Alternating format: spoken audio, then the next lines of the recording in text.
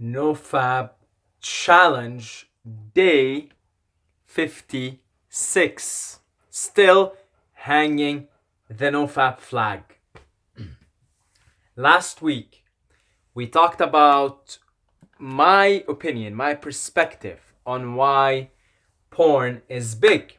And I told you guys at the end of the video that we would talk about porn stars specifically in this video. And the reason why I want to talk about porn stars is because for some weird, odd reason, I have taken an interest in what it's like to be a porn star as of late. Don't ask me why, because I don't even know why. It all started with listening to Chris Ryan's podcast, Tangentially Speaking. You can just go look up Chris Ryan, PhD, on Google, and you'll find his podcast.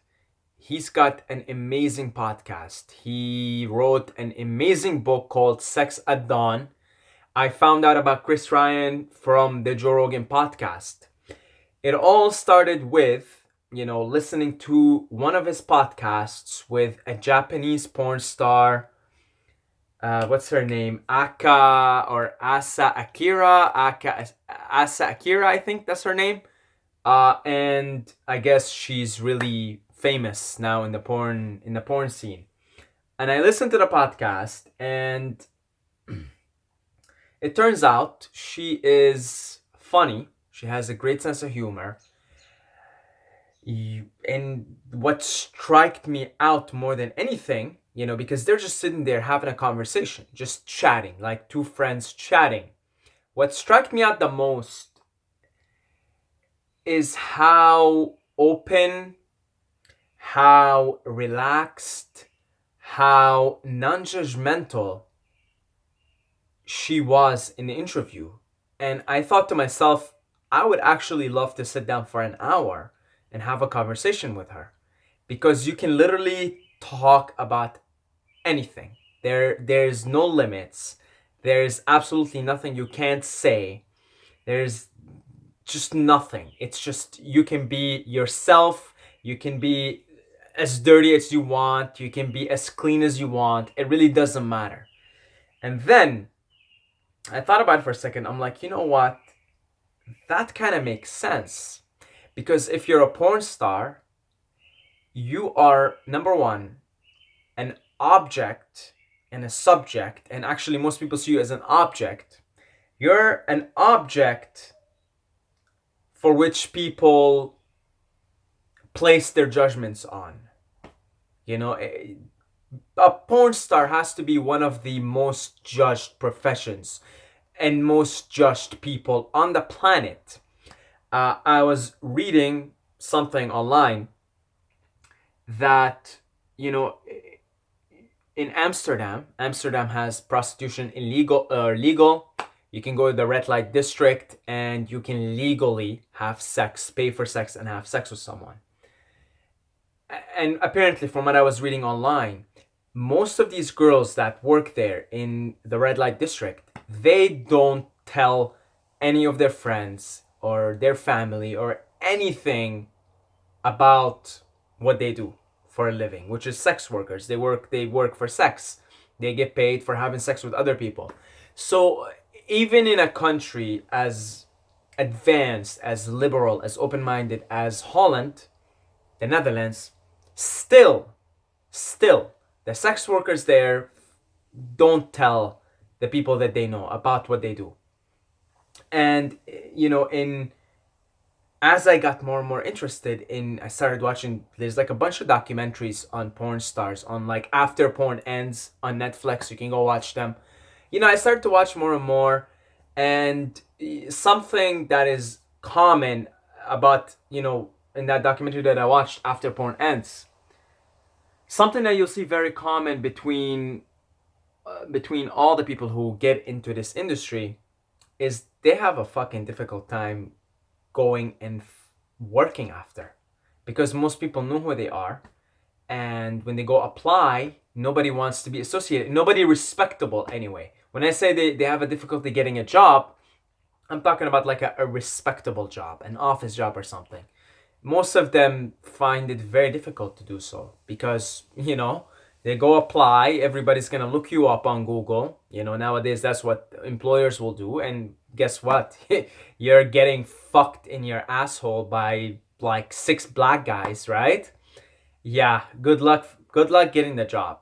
Good luck getting the job. Nobody respectable wants to be associated with you. So they're under a lot of judgment. They're under a lot of pressure, and yet they go on and they get into this industry for whatever reason, right? But as I was listening to the conversation that Chris Ryan was having with what's her name, Asa, I think Asa her name is. Then I listened to another one. He talked to another porn star. Her name is Angela White. Big, big, big titties. And you know what? Like, man, I thought to myself, I'd love to just have a conversation with them because they're so cool. They're so chill. There's no judgment. There's like, you can talk about anything. There's nothing off the line. You can be a human being, essentially. You can be a human being around them. And it's really fucked up that they get judged so much,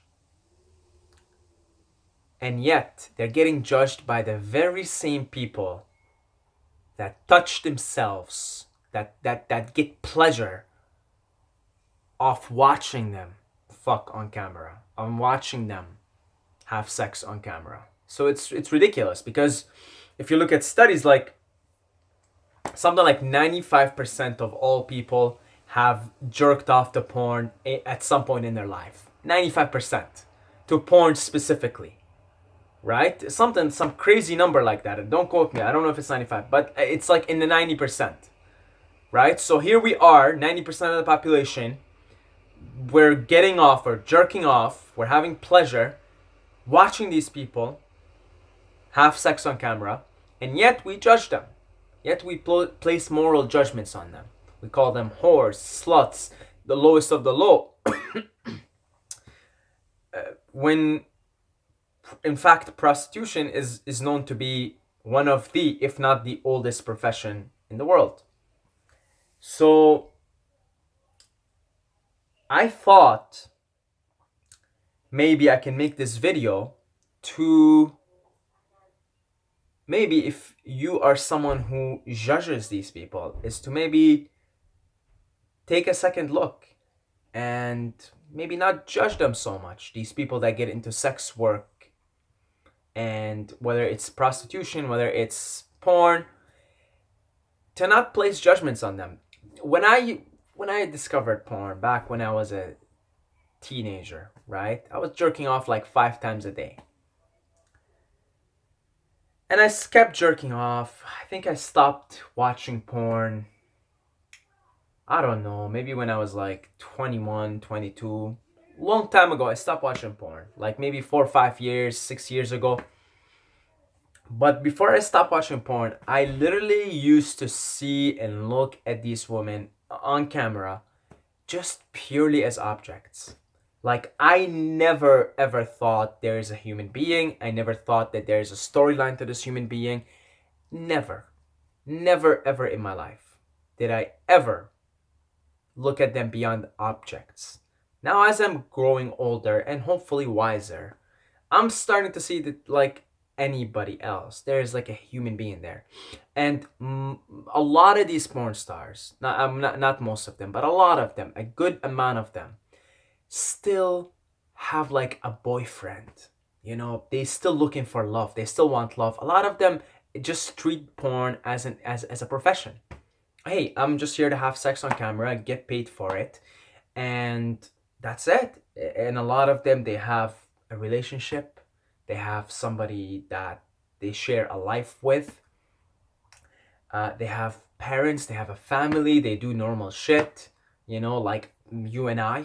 They do normal shit. We again, it's really weird to think that porn stars do normal shit because you think all they're doing is just fucking all day, all day, all day. No, they just go to work just like anybody who goes 9 to 5. It's something very similar to a 9 to 5 actually. You know, you go there, you get ready, you shoot the scene, and then you're out by, you know, evening, before evening, and then you go on and you have a regular life. And a lot of them end up just looking at it as a profession. They literally, it's like a 9 to 5. It's like you doing a work. Some of them end up falling, you know, they go in, they like sex, they like this, they like the fame they get, but it just ends up being a boring job at some point for some of them, not for all of them. Some of them actually like what's her name? The really successful ones are the ones that are very creative. They literally look at this as art. Otherwise, they wouldn't be the most successful ones. But the average ones, they actually end up just like seeing it as a job, and it just becomes like a something that they just go do. You know, 4 or 5 times a week. They just go, just like you would have like a 9 to 5, Monday to Friday, and then you're bored of it. You don't even like it. Some of them actually, it ends up for them being like that. The ones that are really really successful, usually those are the ones that actually like what they're doing, and end up coming with more creative ways, more scenarios, more plots, more ways of having sex on camera, of expressing themselves, etc., etc., etc. But they are, at the end of the day, just like you and I, people. And let me say, very non-judgmental people, may I say, because they are one of the most judged people. So it kind of only makes sense that if you're one of the most judged people, is that you develop this policy of openness and non-judgment and acceptance. There's another common myth that most people who get into porn have either been molested as little children or have been raped or something, and that doesn't seem like it's true. It really doesn't seem like it's true. Some of them, a lot of them, get into it because they either want to get famous, they really, really, really, really like sex. You know, they've started having sex at a very early age, and they started having it with a lot of people, and they thought to themselves, hey, you know, I'm already doing that in my life, why can't I get paid for it? So it's not true, this myth. There is a myth out there that everybody who gets in porn is getting in porn uh, because they got molested or raped or something like that, right? Now, before I finish off this whole rant, it may it may seem like I'm promoting porn here, or I'm promoting, you know, sex work, working in the sex industry. Absolutely not. Like, why would I promote it? First of all, I'm just preaching acceptance. What do I preach in these videos, guys? I preach total acceptance, right? I try to the best of my ability to preach the Christ consciousness here in this channel. The Christ consciousness is all accepting and all loving, and likes to look. And I think the reason why I got interested in what it would it be like to be a porn star, because I'm just interested, because I understand that we are all one consciousness experiencing itself subjectively. So I'm just interested to see what this God consciousness is experiencing by becoming a porn star, working in the porn field, in the porn industry. That's, I guess, probably why I'm interested in it. Because I want to see life from different perspectives. I want to see what it's like to be a porn star, what it's like to be an athlete. You know, I'm interested in athletes as well, and I like to put myself in the shoe of an athlete and see what their life is like, what their thought process is like, what are some of the stereotypes, etc., etc. So what I'm preaching is just total acceptance of what is, of the Tao, of the way, in every way that it expresses itself. I don't watch porn personally. I don't watch porn. I don't think it's a good idea, to be honest, to watch porn. I think if you're gonna masturbate, use your imaginations. I think the porn industry is fucking up a lot of our perceptions about sex. I really do. So I'm not exactly a fan of the porn industry. I'm not really a fan of the sex industry altogether. But as Jesus would say, right? Hate the sin, love the sinner. That's what I'm trying to say in this video. Hate the sin, love the sinner, right? Hate the sin, love the sinner. Don't hate the player, Hate the game. Don't hate the player, hate the game, right? The game is a little fucked up. And if you watch enough, I've watched enough documentaries on this shit, right? You'll see that like the game is a little bit fucked up. And a lot of people who get into the game of porn, they get out of it very quickly and they just want to move on with their life. The game is pretty fucked, right? It's pretty fucked up for the most part. And the people who are in control, who are making the money from porn, they treat their the people who come in to work for them like fucking they don't care. Like they treat them like meat. They don't give a fuck about them. The game is fucked up. I would rather you, if you're watching this video, not watch porn, right? If you're gonna jerk off, just do it your imaginations. Do it, get in touch with what's going on here. But love the player, right? Love the player and accept the player. And I really admire the way when I listen to these interviews from about porn stars talking about their life and talking about their work.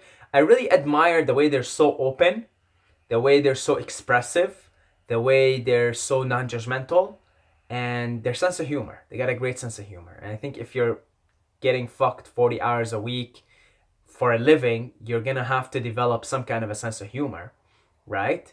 Like you'll see them talk about shit. I mean, if you see what this shit they do in porn, I guess, yeah, it kind of makes sense that the way they would just make fun of themselves, make fun of everything, make fun of being a human being. They have a great sense of humor. Got a great sense of humor. So yeah, universal love, universal acceptance, universal non-judgment. Porn stars can teach us something about that. I really feel like porn stars are, when it comes to that, like I think they're really close to that, because they've been judged so much that like you see them, you hear them talk. It's like, yeah, this person doesn't really judge.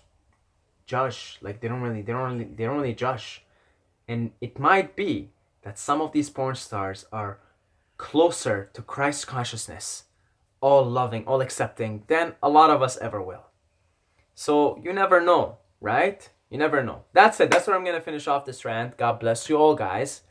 I love every single one of you, and I accept every single one of you. And as always, don't forget to subscribe, or you're gonna sleep with the fishes.